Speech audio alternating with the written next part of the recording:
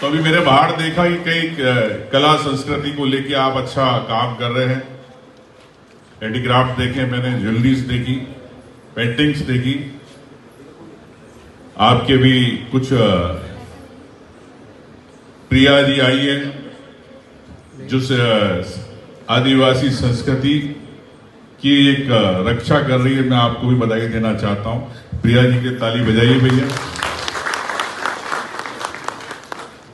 Film maker आए, सत्या जी और 2-3 उमा जी और अर्चना, उनको भी बधाई देना चाहता हूं कि आएगा आपने अच्छी शुरुआत करी। अरे आवाज ताली धीरे, उनके लिए ताली बजाओ। अपने समाज की बात कर रहे हैं, अपने समाज को प्लेटफॉर्म दे रहे विश्व में, राष्ट्रीय स्तर पर, तो आपकी ताली उनको ले जा सकती है ऊंचे मुकाम पर। एक बार जोर से।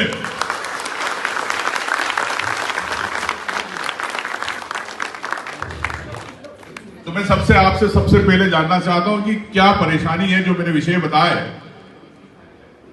और कैसे हम महिलाओं को सशक्त कर सके, इस विकास परिषद के माध्यम से आपको प्लेटफॉर्म दे सके, चाहे एजुकेशन सेक्टर में हो।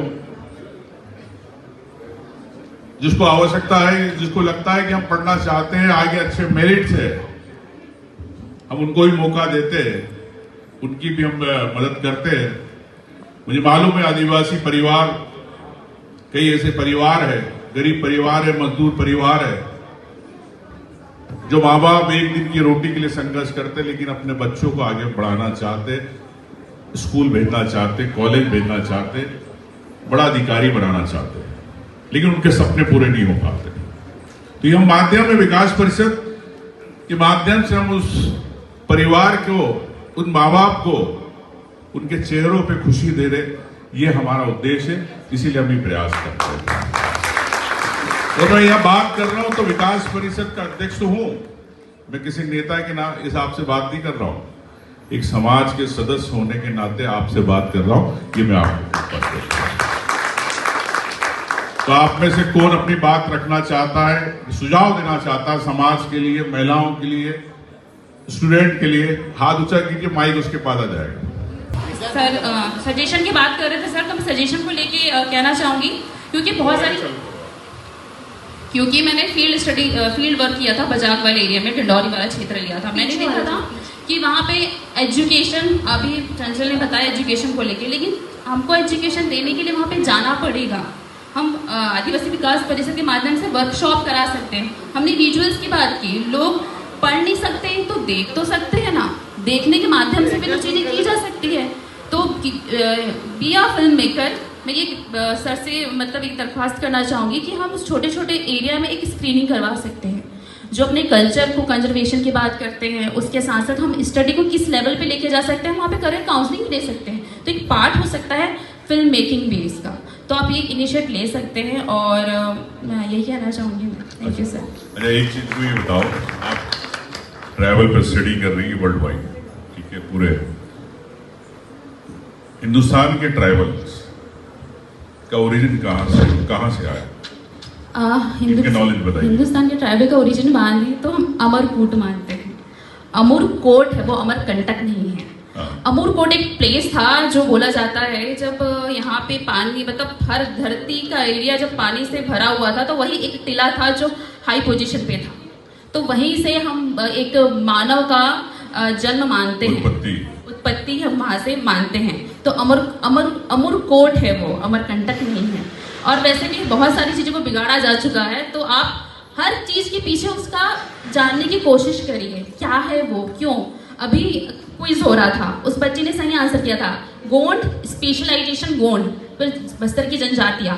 क्रॉस क्वेश्चन करना सीखो। आपने आंसर दे दिया, लेकिन आपने जाना उसके बारे में डिटेल में नहीं जाना, तो डिटेल में जाने की कोशिश जरूरी है। हम पढ़ रहे हैं वो नहीं, उसका डिटेल भी जाओ, वो बहुत जरूरी है। Thank you ma'am. क्या नाम बताया? अर्चना मरकाम। अर्चना, थैंक यू अर्चना। आप इतनी इंटेंस स्टडी कर रही हो, और मैं समझता हूँ कि एक आपकी जब थीसिस कंप्लीट होगी तो इस आदिवासी समाज के लिए एक प्रेरणादायक रहेगी, और भविष्य के युवाओं के लिए धरोहर के रूप में काम आएगी। इसके अलावा कोई कहना चाह रहा आप? सबसे पहले हम सब लोगों को संवाद को बरकरार रखना चाहिए। यदि हमारे बीच में संवाद होगा तो हम सारी समस्याओं का समाधान निकालने के लिए तैयार हो जाएंगे। जैसे ही बस्तर से हमारे मैम आए, महाराष्ट्र के कुछ लोग आए, मैं डिस्ट्रिक्ट सिवनी से आया और छिंदवाड़ा से भी आए, मतलब अलग अलग स्टेट से जो लोग आए हैं, हमारे बीच में संवाद होना चाहिए। और इस संवाद की स्थिति यदि मजबूत होगी तो फिर हम लोग सारी समस्याओं का समाधान कर सकते हैं। पहली बात कि आदिवासी समुदाय में सबसे पहले व्यवस्था होना चाहिए। व्यवस्था इसलिए होना चाहिए क्योंकि लोगों को तैयार करने के लिए व्यवस्था हमें बनाना होगा, क्योंकि हमारे बच्चे किस तरह से अच्छी शिक्षा ले पाएंगे, किस तरह से अच्छे क्षेत्रों में जा पाएंगे, किस तरह से डॉक्टर, इंजीनियर, वकील कैसे समाज को एनालिसिस कर पाएंगे।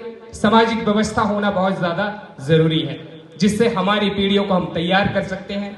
आने वाले समय में सामाजिक ताकतों को स्थापित कर सकते हैं। सामाजिक ताकतों को हम रचनात्मक तरीके से, क्रिएटिव तरीके से हर क्षेत्रों में हम एनालिसिस करते हुए हमारे समुदाय को हम बेहतर दिशा दे सकते हैं। पहला है कि सबसे पहले हमारे छोटे छोटे केंद्र होना चाहिए, गोटुल होना चाहिए। यदि केंद्र होंगे, गोटुल होगा तो हमारी पीढ़ियां मजबूत होगी। और अभी जिस तरह से अलग अलग क्षेत्रों में सभी लोग अच्छा परफॉर्म कर रहे हैं, आने वाले समय में और भी बेहतर परफॉर्म कर पाएंगे।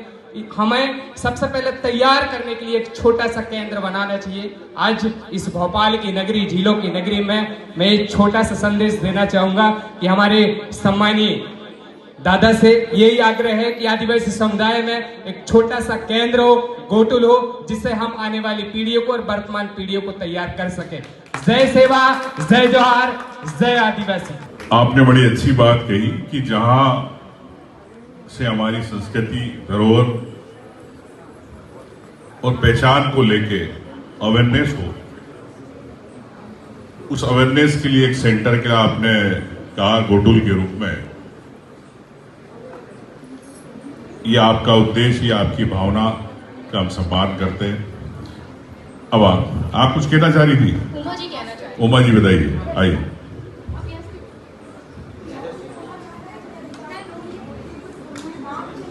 बताओ। जोहार सर। सर मैं अपनी बात इसलिए रखने से पहले मैं अपने बारे में थोड़ा सा मैं बताना चाहूँगी क्योंकि इससे रिलेटेड है। एक्चुअली मैंने फाइन आर्ट्स किया है फिल्म मेकिंग से, फिर भी उसके बाद फेलोशिप किया था। फेलोशिप के दौरान तो स्टाइपेंड मिल रहा था, तो हमारे पास एक इनकम सोर्स था कि हम फिल्म बना पाए डॉक्यूमेंट्री के दौरान। फेलोशिप ख़त्म होने के बाद अभी हमारे पास मैं तो चाहती हूँ कि डॉक्यूमेंट्री फिल्म हम बनाए, साथ साथ हमारी छोटी सी भी टीम है, लेकिन सबसे मेन मुद्दा उसमें ये आ जाता है कि बजटिंग का। क्योंकि अभी जस्ट पास आउट होने के बाद हम ये नहीं कह सकते कि एकदम से हमारे पास कोई इनकम सोर्स आ जाएगा। तो आपसे अनुरोध है कि एज अ फिल्म मेकर हम बेरोजगार ना रहे, हमको कुछ ना कुछ काम मिलता रहे, या फिर ऐसे कनेक्शन अगर आप जानते हैं उससे हमको लिंक कर पाएँ, जिससे कि हम वीडियोग्राफी, फोटोग्राफी, डॉक्यूमेंटिंग के थ्रू हम अपने चीज़ों को प्रिजर्व भी कर सके और हमारे इनकम सोर्स का भी जरिया हो। Thank you. अभी कितना कमाती तुम्हारी टीम? अभी तो सर अभी 0 है, क्योंकि सब एक्चुअली जैसे कि दीदी अभी PhD कर रही हैं, भैया अभी मास्टर्स कर रहे हैं फिल्म मेकिंग से, और फिर रिसेंटली मैं डायरेक्ट सेलिंग में भी हूँ, काम कर रही हूँ। तो वो धीरे धीरे कि इनकम का सोर्स हो, लेकिन सबसे मेन मुद्दा यही आ जाता है जब घर से भी हम बाहर निकलते तो पेरेंट्स यही पार्ट टाइम प्रोजेक्ट करना है। पार्ट टाइम हाँ करना है सर, अगर मिल जाए तो मतलब डेफिनेटली करना चाहते हैं। चलिए, आपका एक जो भी आप है एक प्रोजेक्ट भेजिए, फिर हम लोग एक बार परिषद में विचार करेंगे क्या है। अगर हमें लगता है कि बजट के अंदर है तो हम आपकी पूरी मदद करेंगे। Thank you so much. Thank you.